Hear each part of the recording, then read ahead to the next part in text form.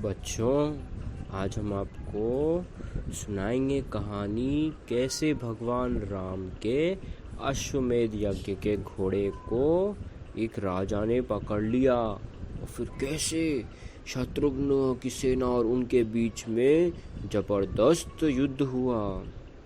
एक बार शेष जी कह रहे थे मुनियों से कि उनका अश्वमेध यज्ञ का घोड़ा एक जगन्नाथपुरी के पास नीलाचल होता है, वहीं पे नीलाचल उन्हीं को बोलते हैं, और वहाँ पे वो चल रहा था। उसके बाद वो बड़ा तेजी से भागा और एक राज्य की सीमा में घुस गया। वो कई वीरों से प्रोटेक्टेड था, उसको बहुत सारे लोग प्रोटेक्ट कर रहे थे, करोड़ों लोग बता रखा है शास्त्रों में। और वो एक चक्रांगा नाम की नगरी के पास पहुंच गया, जो उसके राजा थे सुबाहु। उस समय राजा का पुत्र दमन शिकार कर रहा था। उसकी दृष्टि उस घोड़े पे पड़ी जो चंदन आदि और मस्तक में सोने के पत्र से अटैच्ड जो घोड़ा था। राजकुमार ने उस पत्र को पढ़ा और सुंदर है फिर उसने कहा कि मेरे धनुष से छूटे हुए बाणों से आज मैं उसको अदंडता का फल चखाऊंगा। आज मेरे तीखे बाणों से शत्रुघ्न समस्त शरीर, बाकी जो उसके साथ युद्ध करने वाले हैं, उनको मैं लहूलुहान कर दूंगा। आज मेरी श्रेष्ठ योद्धा मेरी भुजाओं का महान बल देखेंगे। राजकुमार दमन ने ऐसा कहकर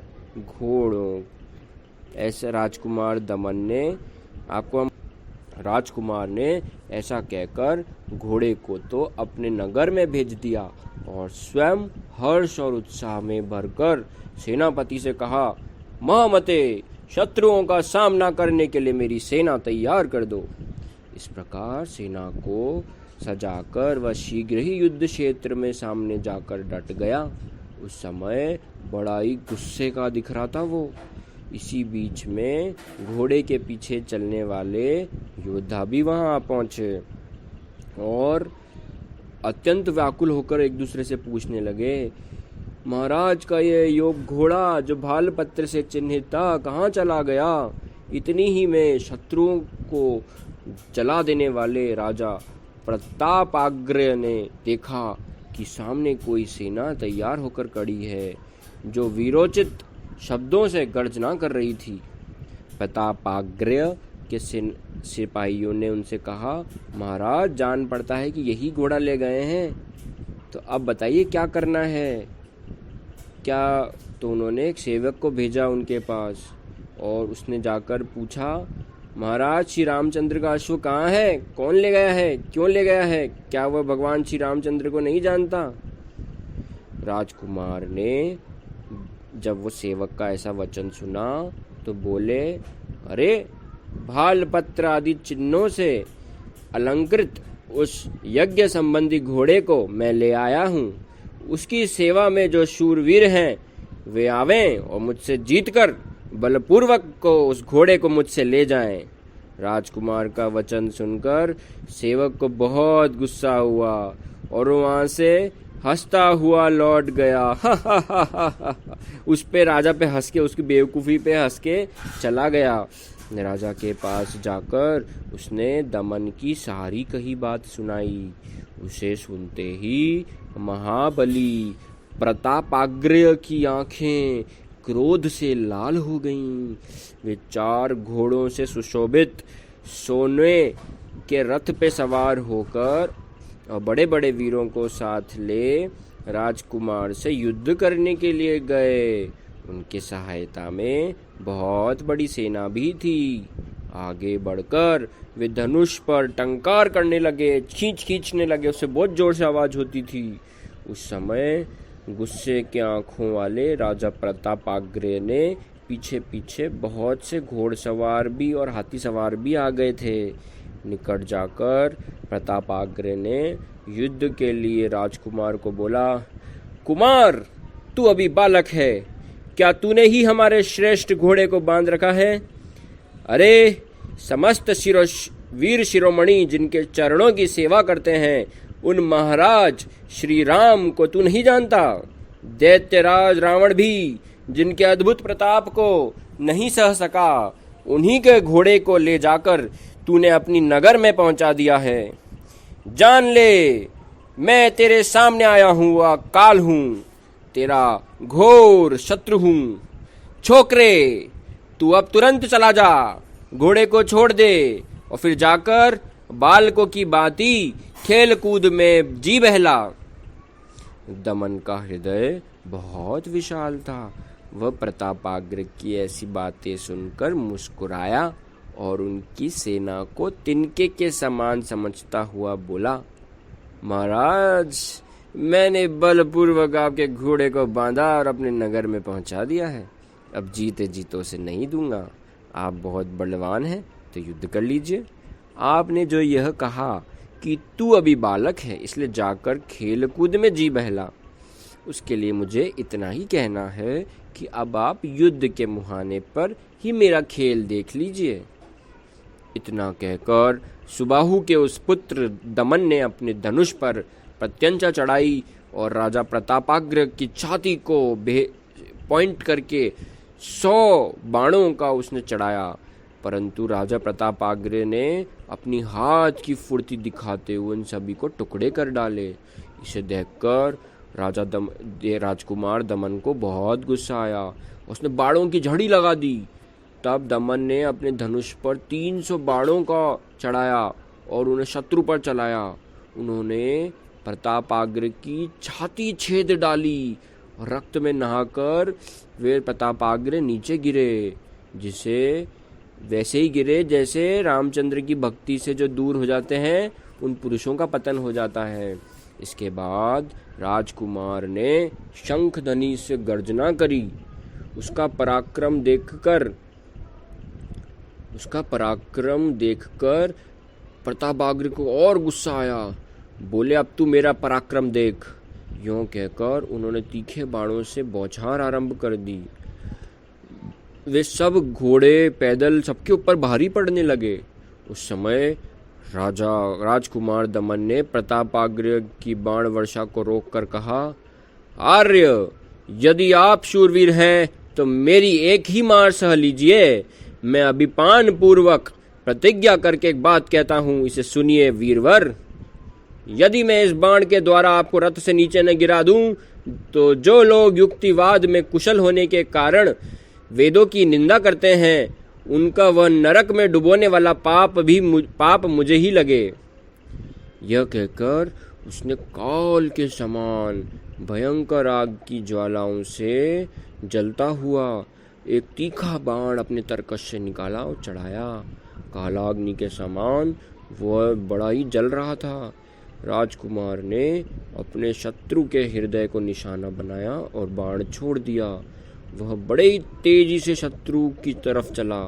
प्रतापाग्र ने जब देखा कि शत्रु का बाण मुझे गिराने के लिए आ रहा है, तो उन्होंने उसे काटने के लिए कई तीखे बाण अपने धनुष पर चढ़ाए, किंतु राजकुमार का बाण प्रतापाग्र के सब बाणों को बीच से काटता हुआ उनके धैर्य युक्त हार्ट में पहुंच ही गया। हार्ट में चोट करके वह उसके भीतर घुस गया। राजा प्रतापाग्र उसकी चोट खाकर पृथ्वी पर गिर पड़े। उन्हें बेहोश जानकर रथ की बैठक से धरती पर गिरा देखकर सारथी ने उठा लिया, रथ पर बैठाया और युद्धभूमि से बाहर ले गया। उस समय राजा की सेना में हाहाकार मच गया। समस्त योद्धा भागकर वहीं पहुंच गए जहां करोड़ों वीरों से घिरे हुए शत्रुघ्न मौजूद थे। प्रतापाग्र को परास्त करके राजकुमार दमन ने विजय पाई और अब वह शत्रुघ्न की प्रतीक्षा करने लगा।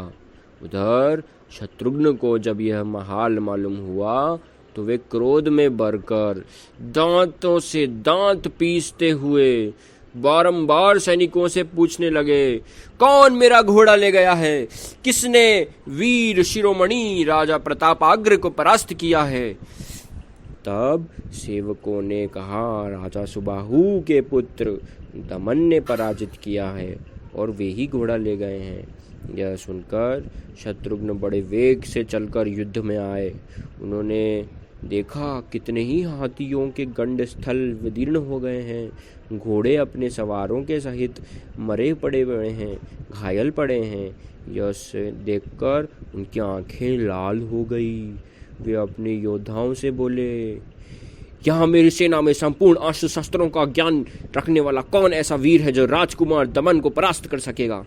शत्रुघ्न का वचन सुनकर शत्रुवीरों को नाश करने वाले पुष्कल, जो कि शत्रुघ्न जी के ही बेटे हैं, शत्रुघ्न भरत जी के बेटे हैं, पुष्कल के हृदय में दमन को जीतने का उत्साह हुआ। उन्होंने इस प्रकार कहा, स्वामी, कहाँ यह छोटा सा राजकुमार दमन और कहाँ आपका असीम बल। महामते, मैं अभी जा रहा हूँ, आपके प्रताप से दमन को परास्त करूँगा। युद्ध के लिए मुझ सेवक के उद्यत रहते हुए कौन घोड़ा ले जाएगा। श्री रघुनाथ जी का प्रताप ही सारा कार्य सिद्ध करेगा। स्वामिन, मेरी प्रतिज्ञा सुनिए, इससे आपको प्रसन्नता होगी। यदि मैं दमन को परास्त न करूं तो श्री रामचंद्र के चरणारविंदों के रसास्वादन से अलग रहने वाले पुरुषों को जो पाप लगता है वही मुझे भी लगे। यदि मैं दमन पर विजय न कर पाऊं तो पुत्र माता के चरणों से अलग होकर दूसरे कोई तीर्थ मानकर जो उसका विरोध करता है उसको लगने वाला पाप मुझे भी लगे। पुष्कल की यह प्रतिज्ञा सुनकर शत्रुघ्न के मन में बड़ी प्रसन्नता हुई और उन्होंने उन्हें युद्ध में जाने की आज्ञा दी। आज्ञा पाकर पुष्कल बहुत बड़ी सेना के साथ उस स्थान पर गए जहाँ वीर वंश में उत्पन्न राजकुमार दमन मौजूद था। युद्ध क्षेत्र में पुष्कल को आया जान वीराग्रगण्य दमन भी अपनी सेना से घिरा हुआ आगे बढ़ा। दोनों का सामना हुआ। अपने अपने रथ पर बैठे हुए दोनों बड़े सुंदर लग रहे थे।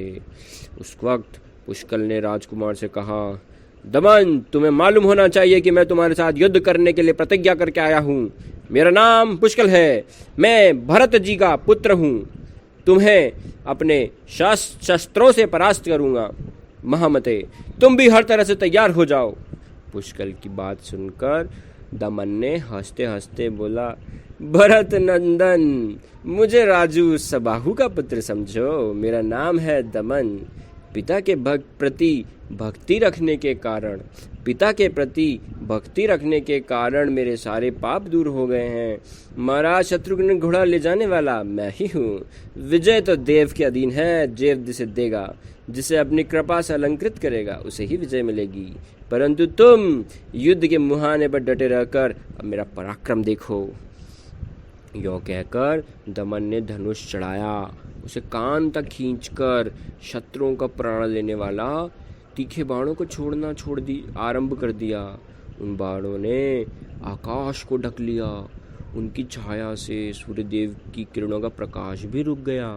राजकुमार के चलाए हुए इन बाणों की चोट खाकर कितने ही मनुष्य, रथ, हाथी, घोड़े धरती पर लेटते दिखाई देने लगे।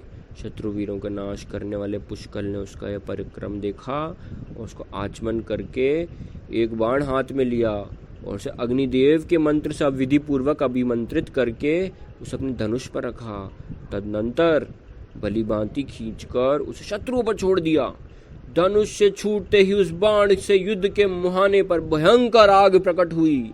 वह अपनी ज्वालाओं से आकाश को चाटती हुई प्रलय अग्नि के समान प्रज्वलित हो उठी। फिर तो दमन की सेना रणभूमि में दग्ध होने लगी। उसके ऊपर त्रास छा गया। वह आग की लपटों में पीड़ित होकर भाग चली। राजकुमार दमन के छोड़े हुए सभी बाण अग्नि की ज्वालाओं में झुलसकर नष्ट हो गए। अपनी सेना को जलता हुआ देख दमन क्रोध से भर गया। वह सभी गुस्सा आ गया। वह सभी अस्त्र शस्त्रों का विद्वान था, इसलिए उसने वह आग बुझाने के लिए वरुणास्त्र को हाथ में लिया और शत्रु पर छोड़ दिया। उसके छोड़े हुए वरुणास्त्र ने रथ और घोड़े आदि से भरे हुए पुष्कल की सेना को जल से डुबो दिया। शत्रुओं के रथ और हाथी पानी में डूबते दिखाई देने लगे और उसके पक्ष के योद्धाओं को मतलब शांति मिली। पुष्कल ने देखा, मेरी सेना तो जलराशि से पीड़ित होकर कांपती हुई, शुद्ध होती हुई नष्ट हो रही है और मेरे आग्नेय अस्त्र शत्रु के वरुणास्त्र से शांत हो गया है। तब अत्यंत क्रोध के कारण उसकी आंखें लाल हो गई। उसने वायवास्त्र मतलब वायु का अस्त्र अभिमंत्रित करके एक बहुत बड़ा बाण अपने धनुष पर चढ़ाया। तदनंतर वायवास्त्र की प्रेरणा से बड़े जोर की हवा उठी और उसने अपने वेग से वहां घिरी हुई मेघों की छटा को हटा दिया।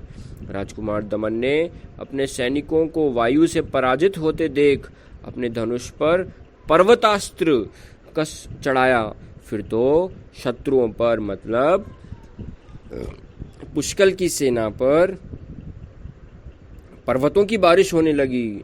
उन पर्वतों ने वायु की गति को रोक दिया। अब हवा कहीं नहीं जा पाती थी। यह देखकर पुष्कल ने अपने धनुष पर वज्रास्त्र का प्रयोग किया। तब वज्र के आघात से सभी पर्वत क्षण भर में तिल के समान टुकड़े टुकड़े हो गए। साथ ही वह वज्र उच्च स्वर से गर्जना करते हुआ राजकुमार दमन की छाती पर बड़े वेग से गिरा, बड़ी फोर्स से गिरा। छाती के छिद जाने के कारण राजकुमार को बहुत चोट पहुंची। इससे उस बलवान वीर की बड़ा दर्द हुआ। उसका हृदय दर्द के मारे पागल हो उठा और उसे बेहोशी आ गई। दमन का जो सारथी था फिर वह उसे दूर हटा के रथ पर एक कोस दूर ले गया और उसके सभी योद्धा अदृश्य हो गए, इधर उधर भाग गए। राजधानी में जाकर उन्होंने उसका बेहोश होने का समाचार बताया। पुष्कल धर्म के ज्ञाता थे। उन्होंने संग्राम भूमि पर इस प्रकार जब विजय पाई तो श्री रामचंद्र जी के वचनों को याद करके फिर किसी को नहीं मारा उन्होंने। तदनंतर दुंदुभी बटी, जोर जोर से जय जयकार हो गया और सब साधुवाद मनोहर वचन सुनाई देने लगे। पुष्कल की विजय देखकर शत्रुघ्न बहुत प्रसन्न हुए। उन्होंने सुमति आदि मंत्रियों से घिरकर उसकी बहुत प्रशंसा करी। फिर आगे हम आपको बताते हैं। अब राजा सुबाहु के यहाँ पे जब वो बात गई तो आगे क्या होता है और कैसे जो मेन राजा है राजा सुबाहु वो बाहर आके अब लड़ाई करता है, अब हम आपको वो सुनाते हैं। शेष जी ने कहा, मुने उधर राजा सुबाहु ने जब देखा कि मेरे सैनिक रक्त में डूबे हुए आ रहे हैं, उनका शोक शांत सा करते उन्होंने अपने पुत्र की करतूत पूछी। राजा की प्रश्न सुनकर उनके सेवकों ने जो खून से भिगे हुए थे उन्होंने उत्तर दिया, राजन आपके पुत्र ने सोने के पत्र से जड़ा हुआ उस घोड़े को बांध लिया और शत्रुघ्न को तिनके के समान समझकर उसकी कोई भी परवाह न करके पकड़ लिया। और इतने में ही जब वहाँ की पीछे की सेना आई तो हमने उनके साथ युद्ध किया और आपके पुत्र उस अश्व रक्षक को मारने के चक्कर में बेहोश हो गए हैं। और तब दोनों दलों में अब उससे पहले बड़ा भयंकर युद्ध छिड़ा था। सभी अस्त्र शस्त्रों का प्रयोग हुआ। आपके महाबली पुत्र ने अनेक बार विजय भी पाई, किंतु बाद में शत्रुघ्न के जो भतीजा था उसने वज्रास्त्र छोड़कर आपके पुत्र को रणभूमि में मूर्छित कर दिया है। यह बात सुनकर राजा सुबाहु राजधानी से निकलकर उस स्थान को चला गया जहाँ उनके पुत्र को पीड़ा पहुँच रही थी और सभी योद्धा वहाँ पे जो थे। राजा सुबाहु को सोने के रथ पर सवार हो नगर से निकलते देख समस्त शत्रुओं पर प्रहार करने वाली शत्रुघ्न की सेना युद्ध के लिए तैयार हो गई। राजा सुबाहु के भाई का नाम था सुकेतु। सुकेतु थे गदा युद्ध में प्रवीण और वे अपने रथ पर सवार होकर भी आए थे। और राजा के पुत्र था दूसरा का नाम चित्रांग, वो भी अच्छा बड़ा रथी था।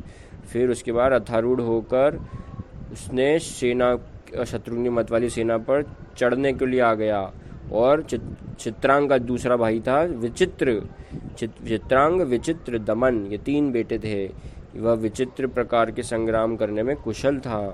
अपने भाई का दुख सुनकर उसके मन में बड़ा दर्द हो रहा था, इसलिए वह भी सोने के रथ पर सवार होकर आ गया, युद्ध के लिए आया। उनके अलावा अनेकों धनुर्धर वीर जो सभी अस्त्रों के ज्ञाता थे, राजा की आज्ञा पाकर संग्राम भूमि में आ गए। राजा सुबाहु ने बड़े रोष में भरकर युद्ध क्षेत्र में आए पदार्पण किया। उन्हें पुत्र को बाणों से पीड़ित और बेहोश देखा। उस तरह से उनको बेहोश देखकर वे उसको हवा करने लगे। उन्होंने जिसको जल का छींटा दिया तो वो उठ खड़ा हुआ और धीरे धीरे जब उसको होश आया तो आते ही बोला, मेरा धनुष कहाँ है? पुष्कल यहाँ से कहाँ चला गया? मुझसे भिड़कर मेरे बाणों से आघात से पीड़ित होकर वो युद्ध छोड़कर कहाँ भाग गया? यह वचन सुनकर राजा सुबाहु बड़े प्रसन्न हुए और उसको अपने गले से लगा लिया। पिता को उपस्थित देखकर दमन ने लज्जा से गर्दन झुका ली। उसका सारा शरीर अस्त्रों के मार से घायल हो गया था, तो भी उसने बड़ी भक्ति के साथ पिताजी के चरणों में मस्तक झुकाकर प्रणाम किया। चरणों पे मस्तक रख के बेटे को पुनः रथ पर बिठाकर युद्ध कर्म में कुशल राजा ने सेनापति से कहा, इस युद्ध में तुम अपनी सेना को क्रौंच व्यूह के रूप में खड़ी करो। उस व्यूह को जीतना शत्रु के लिए अत्यंत कठिन है। उसी का आश्रय लेकर मैं राजा शत्रुघ्न की सेना पर विजय प्राप्त करूंगा। महाराज सुबाहु की बात सुनकर सेनापति ने अपने सैनिकों को क्रौंच नामक व्यूह में बनाया। उसके मुख के स्थान पर सुकेतु था और कंठ के स्थान पर मतलब गले के स्थान पर चित्रांग खड़े हुए थे और पंखों के स्थान पर दमन और विचित्र थे। आगे कौन थे? सुकेतु कौन थे? राजा सुबाहु के भाई, है ना। स्वयं राजा सुबाहु व्यूह के पुच्छ भाग में मतलब पीछे के भाग में स्थित हुए और मध्य भाग में उनकी विशाल सेना थी, जो रथ, गज, अश्व, पैदल इन चारों अंगों से शोभा पा रही थी। इस प्रकार विचित्र कौंच व्यूह की रचना करके सेना अध्यक्ष ने राजा से निवेदन किया, महाराज व्यूह संपन्न हो गया है। आज की कथा को हम यहीं विराम देते हैं।